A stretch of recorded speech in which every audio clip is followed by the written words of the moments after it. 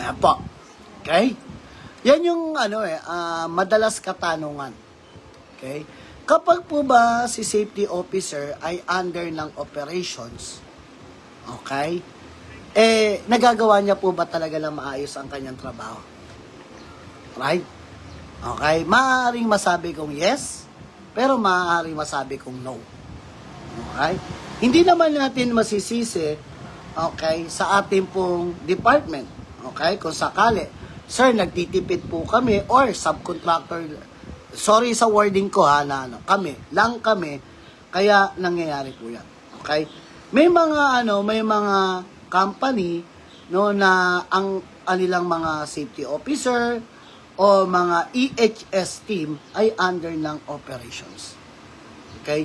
Ngayon, if nakikita natin na medyo hindi nagagawa ng ating department, okay, ang ating trabaho like proper sharing po, okay, proper information sa ating pong department o other department, medyo mangamba na po tayo. Okay? Mangamba na tayo as a safety officer. Bakit? Kasi diyan po pumapasok na ang safety officer sa workplace natin o sa lugar gawaan natin ay nagiging for compliance. Okay? Kaya po madalas pumapasok po yung aksidente, ang tingin sa safety officer, siya ang may kasalanan. Because of that. Okay? Ano ang madalas namin magiging salita? Nagkakaroon tayo ng napoposasan. Sa Tagalog ba? Okay? Napoposasan o natatanikalaan yung ating pong kamay, okay, at ang ating leeg to what? To share. Okay? Ano yung natutunan natin sa ating training, natutunan natin sa operation? Hindi naman po masama na hindi natin po minsan nawa 100% yung nangyayari po o nagagawa. Ang kailangan lang po, lagi ko sinasabi na yung act as advisory capacity pertaining sa safety and health ay maibigay natin. Okay? Ngayon, madalas ito po nag-PPM po ang ating mga ka-safety o mga natin. Sir, hindi kami sinusunod ng operation. Sir, hindi kami binabaliwala kami ng operations. Okay, pardon. Guys, hindi mo maririnig sa akin na i-recommend ko sa iyo na mag-resign ka na lang. Pero yun yung the best way. Right? Yun yung the best way. No? Sabihin ko sa kanya, ayaw mo ng stress, mag-resign ka. Pero sino magpapakain sa pamilya nun? Ano ang lagi kong ina-advise? It's a big challenge for you. No? It's a big challenge for you. No? Kung paano mo i-share yung idea, yung knowledge mo as a safety officer doon sa operations. Right? Sa ating mga sir, sinasabihan ako ng PIC ko, wala daw akong ginagawa. Show them. Pakita mo sa kanila kung ano yung mga reporting guidelines mo. Hindi, no, sinabihan ka ng wala kang ginagawa, ginawa mo, umabsent ka pa ng umabsent. Right? Nung wala sinabihan ka na ganito, it's like that, okay? Unang-una, okay, sa katanungan, maaari po ba, okay, na ma-under ng operation ang safety department? Ang sagot ko, hindi naman po 100% na hindi kailangan. Na-under rin, okay? Kasi bakit? As a team, lagi nating sinasabi, team effort. The operation are there, the safety department are there, the quality department are there, admin department, okay, ay nandyan. At nandyan pa yung technical team. Kailangan, in our OSH committee, nag-uusap-usap tayo. Ano po ba yung mga recommendations natin? Sir, can we do an OSH committee every month or once a week? No? Natin po sa workplace natin para mapag-usapan natin, para alam natin ano yung mga tamang issue na dapat natin ma-correct sa workplace natin. Right? So, naririnig tayo in the word na nandiyan yung operation. Pero kung naririnig mo, Jeff, hindi na, marami naman tayong it's, sir, mahalaga po ito. It's a documented, okay, informations how we correct our job properly. Right? Hindi ko masisisi, na si Sir Ranilo ang tingin sa safety department, lakad lang ng lakad. Hindi ko masisisi si Ma'am Alcedo, na ang tingin sa department ay sakit sa ulo. Kasi puro staff work. Bakit? Kasi yun yung pagkakaunawa nila. Katulad ng pagkakaunawa nyo, pag nakikita nyo yung traffic enforcer sa Manila, MMDA, kinakabahan ka na pag kinawayan ka. Right? Di ba? Huwag nyo sabihin na wala kang high blood pag kinawayan ka ng traffic enforcer, parang tumataas yung presyon mo. Kasi yun yung pagkakaintindi mo sa trabaho nila. Hindi sila nag-aayos ng kalsada. Bagkos, umahanap sila ng mali. Which is, yun yung pagkakaunawa mo. Right? Pero, if they are properly educated, no, during our meeting, during our toolbox meeting, during our orientations, mas maiintindihan nila. Okay? Yan po yan. Okay na dapat naiintindihan. Okay? Hindi ko sinasabing dapat hindi. Pero mas maganda ang ating pong safety department o EHS department ay nakahiwalay. Okay? Para at least, as a consultant ka sa workplace, no? Naka-division ka, hindi ka under ng operations. Okay? Yes, nandyan yung PM mo. Pero hindi ka under ng other operations kasi si PM o project manager, siya po yung nagli-lead po sa site natin. Siya yung pinaka-top head. Tama? So, kung siya yung pinaka-top head, dapat alam natin na sa kanya reporting ka. Kaya nga po naandyan po sa ating RA 11058, naandyan sa ating pong OSH standard, even the DO13, ikaw ay direct sa employer. Si PM ang employer representative sa ating workplace. Sir, paano kung subcontractor ako? Si PIC. Di ba? Kaya nga po pinag-aaralan nyo yung OSH Communications. Right? Di ba? Sa training, pinag-aaralan nyo yung OSH Communications. No? Na may mga nagiging barrier because of what? Opening number pa lang, bad trip na sa'yo. Right? Kasi bakit? Good morning, Sir Ranilo. Good morning, Sir Ariola. Bakit? Yes, sir. May problema tayo. Naku. Umagang-umaga pa lang, tingin mo. Right? Hindi mo malang inalok ng kape.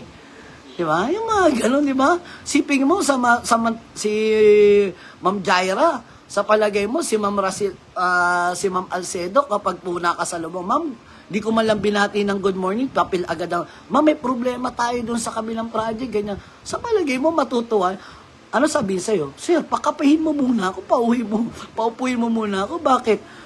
Sobrang traffic yung, sobrang dami ng tao na nakalubilo ko sa kalsada sa machine like that. Okay? It's a part of OSH communicating. Okay? Kaya nga po sabi natin, napakabisa ng alam mo how we communicate. Uulitin ko, kaya nga po ako, hindi ako, alam nyo po ba ang mga idolo ko sa kumpanya, yung mga tinatawag nilang sip-sip? Ulitin ko yan ha. Bakit ko inidolo yun? Talent nila yun. Sipin mo, pag nakikita pa lang sila ni boss, nakangiti na siya kahit walang ginagawa. Di ba? Sip-sip kasi yan eh. Di ba? Tingnan natin. Ako hindi kasi ako naniniwala sa taong sip-sip. Okay, pero naniniwala ako, saan? Sa talangka. Okay, magkaiba kasi yung sip-sip sa talangka for me. Okay, alam mo yung utak talangka sa workplace natin. Ganon po yun. Okay, nagkakaintindihan. Kasi meron mga tao na, boss, kape ka muna, boss. Hindi hindi utak talangka ang tawag doon. It's kinukuha niya yung loob. Okay? Yung utak talangka kasi na, kahit anong sabihin mo, di ba? Kunyari, bigyan natin ng sample natin. Ako, nakita pa lang ako. Okay, nagpagupit ako. Nagpagupit pa yan si Sir Jeff, hindi na mahaba buhok niyan. Di ba? Ganun yun. Utak talangka yun. Yun yung utak talangka. Okay? Uy, okay? Hindi nakita ko si Sir Choi, inapproval, na yung position niya. Ay, hindi naman magaling yan si Choi. Right? Tao ko lang dati yan. Yan yung ganun yung mga utak talangka that we need to to change sa workplace natin. At marami pa. Marami pa tayo mga taong ganyang ma-experience, pero it's a big challenge for us. Okay? Na natin. Okay, meron pong katanungan muna. Sir, question po. About po sa mga drills na pwede na gawin sa workplace. Bukod po sa earthquake and fire drill, ano po ang pwedeng gawin natin po? Okay na drills. Okay, ito maganda. So, pwede kang kung mayroon kayong working at height. Okay, kunyari we are not focusing lang sa sa fire, sa earthquake drills natin. Meron kang pwedeng rescue technique. Yan. Kung may mga working at height po kayo, pwede po kayo mag-drills ng ganun po. 'Di ba? Kasi bakit? Katulad po sa natutunan natin, hindi po basta-basta po dapat nakabitin yung tao kapag nagtatrabaho. O kapag nagkaroon ng aksidente, ilang minuto po ba? Paano ba i-alert yung emergency response team nyo? Yun po yun. We are not focusing. Pwede rin pong mag-ano kayo ng mga rappelling o other po. Okay? Tapos mag-drill and exercise din po kayo ng mga rescue technique. Alright? Kunwari, meron kayong stretchers. Okay? Meron kayong wheelchairs. Right? Meron kayong mga other board. Right? Meron kasing mga board, yung like banana book. Yung yung banana, okay, kasi ang madalas natin, stretcher, meron tayong mga sample ng mga banana. Okay, nakasanayan ng emergency team sa, gumamit ng board. Hindi nila alam gamitin yung banana type. Gamitin natin. Yan yung mga sample, using our, toolbox meeting, okay, using our time, o letter po sa operations like that. Okay? Yan po. Ang po niyan is, paano i-approve ng operation yan kapag medyo bad trip sa si operations? Right, yung ganun. Kaya nga po, napaka-importante na yung part po ng operations, part po ng ating safety department ay hindi po naglalaban-laban. Okay, wala naman kayong dapat paglabanan. Okay, ang target natin lahat ay matapos ang project. Si operation, target niya? Matapos yung project. Ano ang target ng safety department? To have a safe and healthy workplace natin. Diba? Ang pangit naman po, sikat ang kumpanya natin puro sa aksidente. Right? Ano sasabihin ni Ma'am Christine? Ma'am, sir, mag-a-apply ako sa iyo. Oo, saan ka galing? Sir, sa ganitong kumpanya. Ay, yan ba yung nahulog yung girder? Diba? Yan ba yung nasunog? Right? Yan ba yung pagawaan ng tsinelas? Diba? Ano nangyari sa interview nyo? Chismis na lang. O, kwento mo nga, Ma'am Christine, kung ano nangyari. Parang negative. That's why, okay, they need to understand na tayo ay nandito not only para maging isa sa mga pabigat sa workplace natin. Bagkus, okay, maparamdam din natin. Kaya nga po madalas, sabi natin, if we have an inspections, okay, katulad ng pinag-uusapan natin, okay, kailangan alam natin ano po ba yung mga data na dapat natin. Ano yung mga gathered data na dapat po nakikita o napapaunawa natin. Okay, kasi bakit? During performing and during communication sa workplace natin, makikita natin ano po ba yung inspection process, ano po ba yung systematic approach natin, right? Nag-walkthrough pa lang kayo, okay? Nag-walkthrough, puro kayo lang. Hindi kasama si operations, may problema. Okay, nag-walkthrough kayo, hindi nyo kino-coordinate hindi naman coordinated sa mga workers. Okay, kapag sinabi natin inspection, we are not focusing for the walkthrough. We are focusing for identify the hazard. Okay, kung ang hazard na yan ay yung gamit ng workers, dapat doon pa lang katulad ng tools, nakita mo walang proper barricading. Okay, walang mga tinanggal yung mga mga protection niya. Okay, ibig sabihin may problema. Right? Kay worker, hindi niya alam na dapat ini-inspect niya yung prior to use. Ini-inspect niya bago niya natin, 'di ba? Dalhin sa site. Yan yung sample natin. It's because of what? No, yung sa dami ng mga klase ng inspections natin, kailangan di-deliver natin ng maayos. Meron tayong tinatawag na technical, okay, meron tayong tinatawag na emergency inspections. Diyan po 'yan. No, kapag po ba dugtungan natin. Kapag po ba may mga emergency inspections tayo, alam po ba ng mga operation kung ano ang kanilang responsibilidad? Right? Ang nangyayari kapag may emergency inspection, Jeff, may emergency doon, puntahan mo. Sipin mo, ang nag-uutos pa sa'yo, mga supervisor, like foreman, leadman, right? Parang may mali. Di ba? Na dapat ang ating mga foreman, leadman, supervisor, engineer, sila yung nagsusupervise dapat. Sila yung proactive. No? Malalaman mo na lang, Jeff, tinawagan ka. Sir Jeff, nandito na ako sa area, meron tayong nangyari paki-proceed na lang. Nauna sila. Hindi sasabihin ko kay Sir Jobet? Bet, safety Jobet, sir, punta ka dun sa area, may napako daw. Sino nag-uutos? Si foreman, si leadman. Ba, may problema. Okay? Yan po yung sample natin. Okay? Dapat, alam nila ano yung mga role and responsibility. Okay? What is the role? What is the responsibility? Okay? Sa ating workplace. Kasi, kung laging ganun ang nagiging natin, aspeto o direktiba, parang kawawa naman po si safety officer. Kaya lagi ko sinasabi, si safety officer, mukha lang anghel yan, pero hindi anghel de la guardia yan. Alright? Hindi po sinasabi na porket nandiyan si safety officer, wala nang aksidente. Right? Madalas pa nga, may nauuntog, may nasasaktan kasi dumaan si safety officer, kinabahan yung workers. Right? At ang sana po, ang tingin sa atin ng operasyon, kakampi, hindi kalaban. Right? Bakit?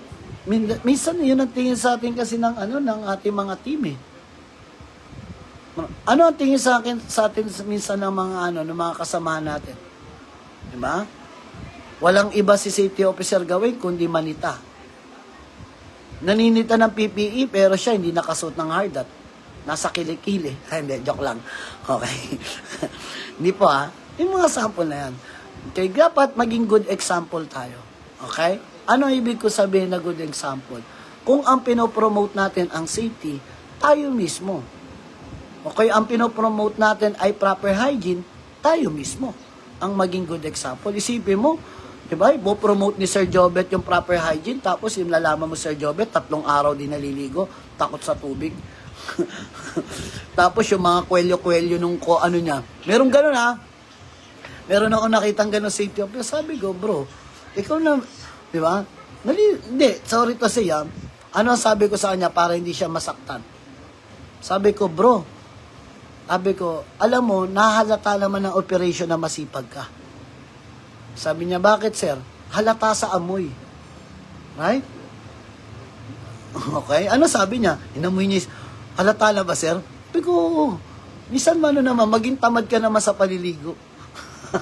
Okay. Kinabukasan, nung binalikan ko, ayos na. Di ba? Nakapag-road. Hindi, yung mga ganon. We need to what? To be good, natin. Okay? Yan po. Sana tayo mismo. Okay? Kasi pag naging negative na tayo na, di ba? Yung salitang ganyan, kunyari, sample ko Sir Ariel, gawa tayong ganito, ayaw naman akong pansinin na operation eh. Wag na. Ano lang yan. Baga, anong lumalabas? Reactive. Ibig sabihin, mababa yung moral ng isang tao. Okay. Kailangan i-boost natin yung moral. Baga, dapat tayo yung maging good example for that. Hindi natin sinasabi na perfecto tayo o tayo mismo. Okay? Alam mo sabi ko nga ang safety officer, pag na-pattern niya yung programa sa loob ng workplace. Okay? Tayo, yung mga supervisor, yung mga safety officer natin, na-pattern natin yung mga programa sa loob ng ayahay na Right? Bakit? Alam na ng mga workers, bago sila pumasok, may orientations. Alam na ng operation, bago nila papasukin, may ganitong requirements. Alam na ng workers, bago siya magtrabaho, may ganito dapat siyang ginagawa sa tools and equipment niya. Dapat umate siya ng toolbox meeting. It's execution. Right? Na-execute na. Ibig sabihin, from that point, meron ng idea. Kaya madalas po, sabi natin, sa una lang yan. Pero pag na-pattern na natin, kaya nga ako, proud to say, okay, ako galing ako sa Chinese company, guys. Okay? Alam nyo naman behavior ng mga Chinese company. At saka Chinese subcontractor, di ba?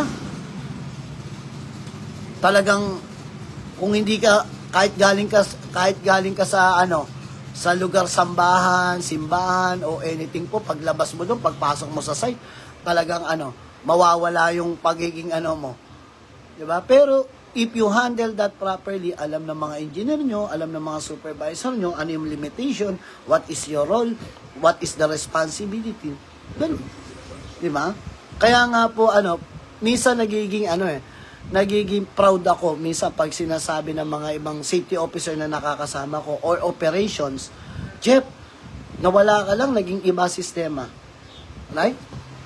Jeff, nawala ka lang, nagkaroon na ng ganito mga behavior issue. Di ba yung mga ganon? Anong ano nun? Nagiging proud. Kumbaga, hindi naman tayo ipokrito na sabihin na natin na hindi ka magiging masaya pag naririnig mo. Na magiging masaya ka. Okay? Ano lang ang nagiging natin po? It's naging proactive. Kumbaga, talagang binigyan mo ng time. Okay? Yung mga ganong aspeto. At binigyan natin ng direct. Sir, require po ba dapat na toolbox meeting everyday? Sir, depende. Ang lagi nating sinasabi po, based on the TBM po natin, kailangan po ba everyday? Kung high risk po kasi ang inyong establishment, mas maganda kasi everyday. Diba? Bago sila magtrabaho. Pero ang nakalagay po kasi sa ating pong OSH standard, ito po ang nakalagay po dun sa ating OSH standard, everyday, before start o shifting ng trabaho. Okay? Yan po yan. Tapos, yung mga minutes of the meeting naman, okay, once a month. Okay? Pero ang sinasabi na, it's before execution ng trabaho, dapat nakakapagkaid na kayo ng toolbox talk. Okay? Meron kasing iba, toolbox meeting, toolbox talk, KY meeting, o anything po, no? Na always reminding them, okay, for the safety protocol ng ating trabaho. Yun po ang important po niyan. Okay, it's a part of our administrative. Kasi bakit? Di ba? Yan ang lagi ko sinasabi sa mga worker ko. Ano ang sinisigaw ng mga worker ko? Ingat kayo. Alright, sorry Ano yan Katuwaan lang namin lagi. Alright? Ano pinasisigaw? Safety first. Tapos, ingat kayo. Tapos, sundod nila? Tapos, tatawa sila. Tanga pa naman kayo. Di ba? Di ba? Pero, sorry Ano lang yun? It's a part of our, lang. Para at least nakangiti. Di ba? Madalas kasi, di ba? Kaya minsan ingat ka. Di ba? Sasabihin na ingat ka. Tapos may kaduktong yun. Right? Minsan gano'n, di ba? Pero ginagawa na lang natin. It's at least na, nabubush natin yung moral ng mga tao. Okay? And also, sabi nga natin, maintindi nila na hindi tayo nag-i-inspection, hindi tayo para hanapin lagi yung mali. Bagkus, nakikita natin kung ano pa po ba yung mga dapat nating i-develop sa ating programa.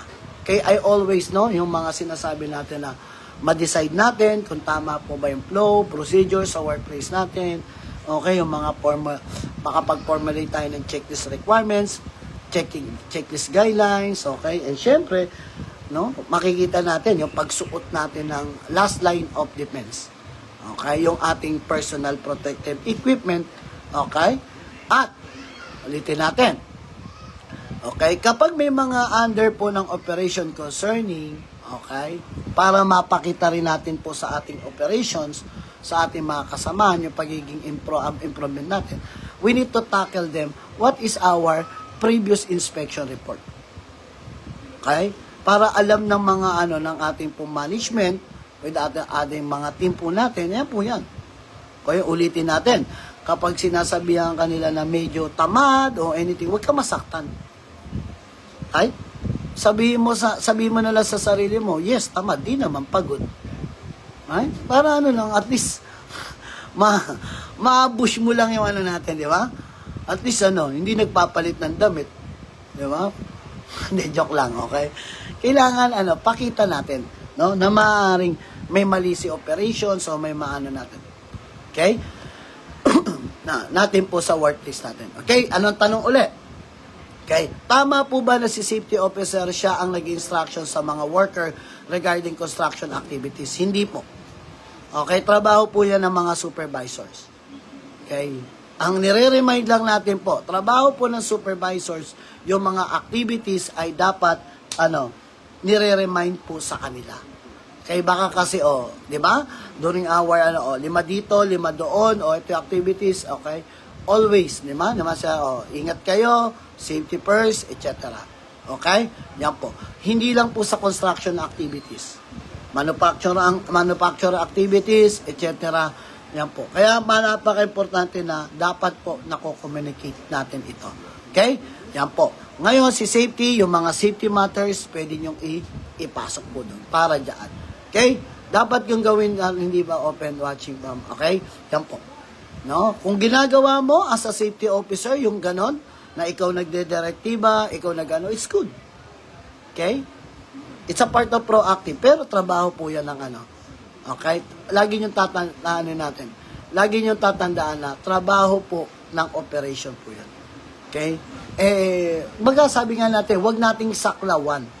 Okay? Ang trabaho minsan ng operations para dyan. Baga pwede naman natin tumulong. Ang tawag natin dyan, tulong. Okay? Yung mga pagdi-decision making sometimes sa operations, tayo natin, tumutulong lang tayo. Hindi po tayo nakikialam. Baga, hindi tayo umiepal. Kumbaga, tinutulungan lang natin sila for that decision making. Okay? Kasi nga, lagi ko sinasabi, kapag mali yung direktiba na binigay natin, mali yung resulta. Right? Kaya nga po tayo gumagawa. Di ba? Kunyari, sample natin. May mga activities na ganyan. O gusto mong ma-discuss, o gawa. Discuss natin dyan hazard analysis. Okay? Discuss natin, sir, ito yung maintenance record, ito yung directive, ito yung natin, ito yung dapat natin. Okay? Kung nakita naman natin na during operations, may mga materials, no, na dapat po na chemical, yun po, pag-usapan.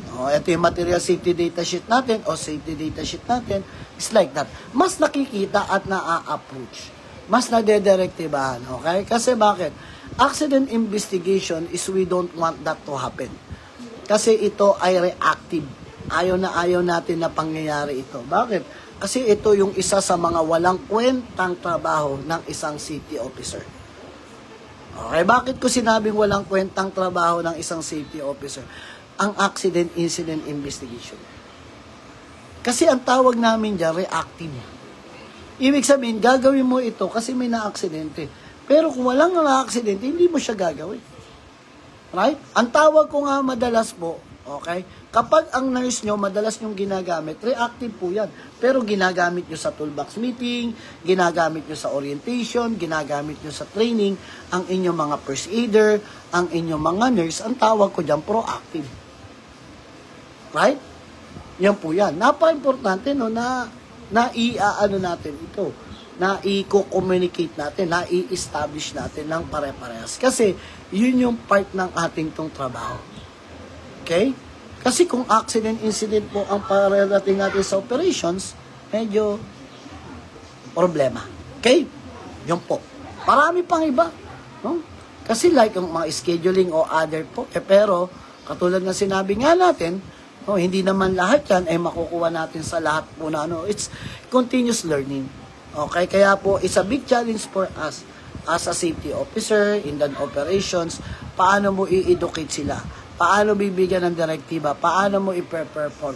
Paano po ba yung mga posibilidad, no, na dapat po nilang naiintindihan po nila? Okay? Ano po ba yung mga posibilidad na dapat po, okay, na pag-uusapan sa ating workplace? Okay? Katulad po na sinasabi natin, okay, kung ang trabaho natin is to perform a good inspection, good directive, good performance, yan po. Dapat, well-osh communicated po ito. Okay, yan po yan. Kakaintindihan? Yan po. And, syempre, we need to what? To stick to our schedule. Okay? Yan po yan. Ang importante, no? Na nagiging stick tayo dito. Kiss mo na ako. Baby ko. Okay. Ayan, tuturo si daddy. Diyan ka lang. Okay? Yan po. So, dito, ano sabi natin? Mas maging aware po tayo. Okay? Sa ganitong programa natin. Maging aware po tayo. Okay? Para dyan. Okay? Kaya nga po, the documents, requirements, okay, that we need to, to gather a data. Okay? Yan po. So, the simple things, the simple communications po natin, ulitin natin, kapag po tayo ay may mga other safety concerning, okay, o other safety directive po natin, napaka-importante na we'll act as a team. Okay, we need to act as a team. Ano ibig sabihin? Yung pinag-uusapan ng operation, pinag-uusapan ng department, ng quality, ng safety, ng technical ay iisa. Okay, yung aspeto na yan, direktiba na yan, ay well-osh communicated po sa lahat. Kumbaga, diyan po natin papasok ang ating pong proactive. Okay natin. Okay? Yan po. So, yan po. Marami po salamat at ingat-ingat po sa lahat. Muna, mga ka-city. Salud.